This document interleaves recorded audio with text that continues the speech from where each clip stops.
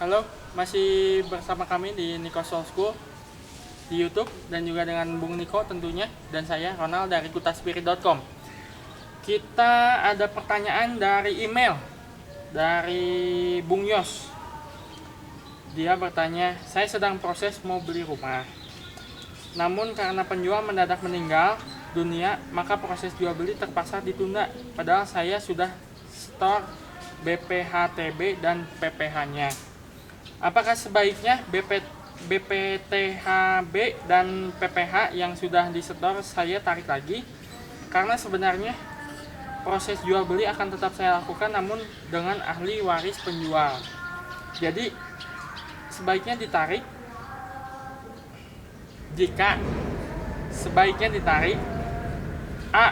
Untuk BPHTB pembeli, apakah bisa ditarik lagi dan bagaimana prosedurnya? B. Untuk PPH penjual, apakah bisa ditarik lagi dan bagaimana prosedurnya mengingat penjual sudah meninggal? Tolong dibantu. Baik, saya akan coba menjawab pertanyaan dari email yaitu Aganios mengenai pembayaran BPHTB dan PPN yang sudah nanti gua potong. Baik, saya akan coba menjawab pertanyaan dari Aganios mengenai pembayaran BPHTB dan PPN atas jual beli yang sudah dilaksanakan, tapi begitu sampai proses mau balik nama, penjualnya meninggal dunia atau dipanggil Tuhan, jika memang Agan ingin melanjutkan jual beli, lebih baik jangan ditarik BPHTB dan PPN-nya. Karena sesuai dengan peraturan perundang-undangan, BPHTB dan PPH maksud saya itu bisa ditarik.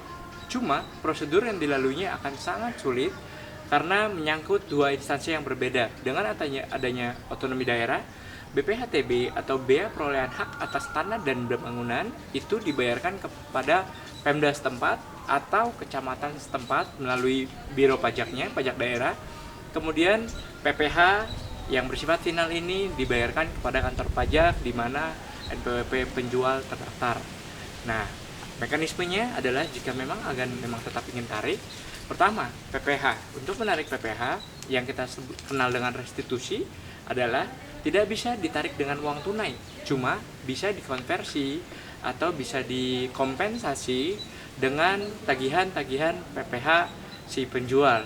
Jika karena sesuai dengan undang-undang perpajakan yang mana dalam hal ini adalah PPH, di mana sebagai seorang wajib pajak selain PPH atas tanah dan bangunan yang bersifat final jika kita melaksanakan transaksi jual beli, juga dikenakan dengan PPH tahunan atau SPT PPH itu.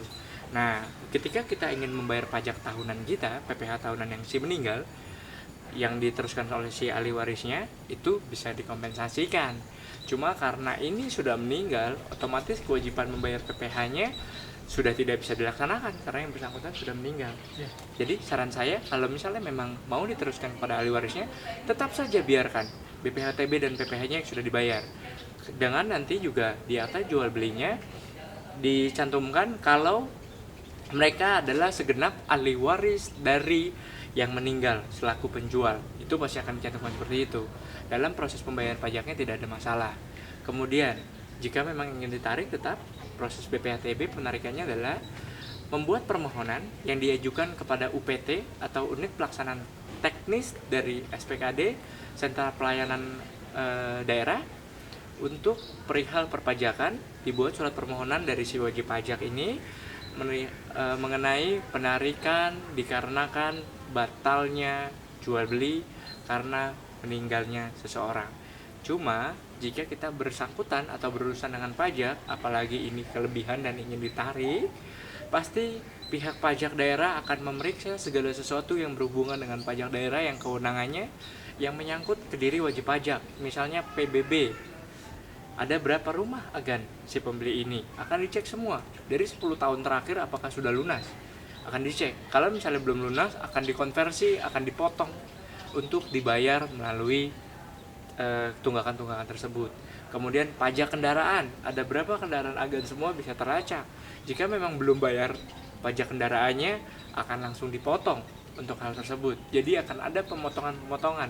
Saran saya, jika memang jual beli ini masih ingin dilanjutkan dengan ahli waris dari si penjual, lebih baik jangan ditarik karena mekanismenya akan sulit sekali. Jika memang bisa ditarik dalam bentuk uang, hanya BPHTB-nya saja. Itu pun akan dikenai potongan-potongan jika memang ada tunggakan-tunggakan pajak daerah yang belum akan bayar.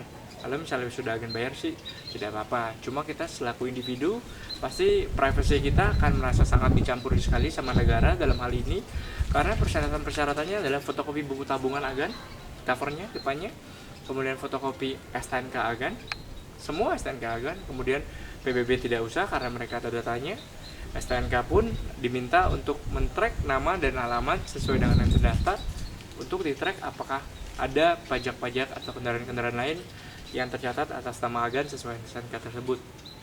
Jadi menurut saya jangan ditarik. Kalau misalnya pembeli atau jual beli ini mau dilanjutkan, tidak masalah kok. Kalau misalnya dilanjutkan kepada si ahli waris, pajaknya tidak perlu dibayar lagi karena sudah dibayarkan, seperti itu. Oke, semoga cukup mencerahkan dan cukup membantu. Jangan lupa untuk subscribe channel kami di YouTube Nikos Law School Kepo, dan juga di Facebook fanpage kami di Facebook Nikos Law School Indonesia. Terima kasih.